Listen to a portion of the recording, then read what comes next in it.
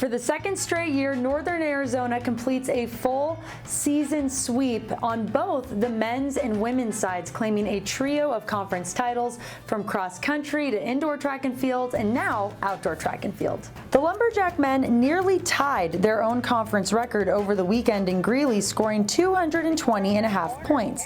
Despite missing some notable names on the heat sheet, there was no drop-off for the Jacks. Nico Young broke the championship record in the men's 5K, finishing at just 13 minutes and 59 seconds, while Big Sky Freshman of the Year Colin Solomon and David Dunlap each contributed 20 points individually. Now, it's a pretty similar story for the women's team.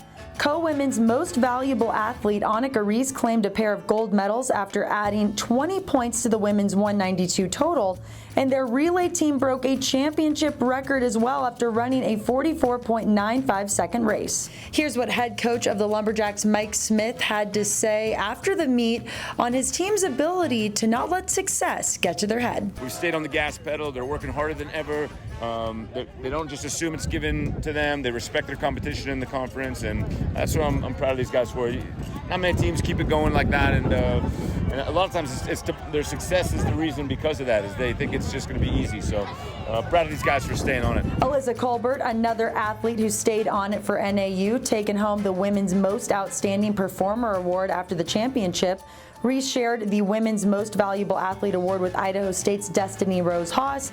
Montana State's Duncan Hamilton wins the Men's Most Valuable Athlete Award after becoming just the first four-time champion in the steeplechase in conference history. Gotta love that for the Bozeman native. And the Bengals' Axel Tirado Sanchez is our men's most outstanding performer. Stay up to date on our social media because a handful of our Big Sky student athletes, their season not over yet. They're heading to NCAA West prelims starting on May 24th in Sacramento.